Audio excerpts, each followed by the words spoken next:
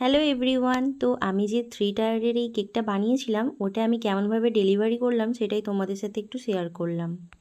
Next দিন সকালবেলা আমি আর কুনাল দুজন মিলে চিকেন কিনতে গেছিলাম।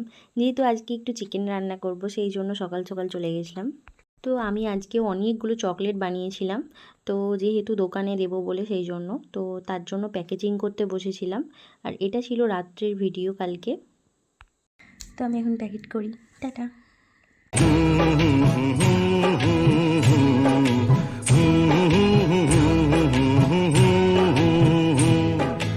देखा एक ख्वाब तो ये सिलसिले हुए, दूर तक निगाह में है गुल खिले हुए।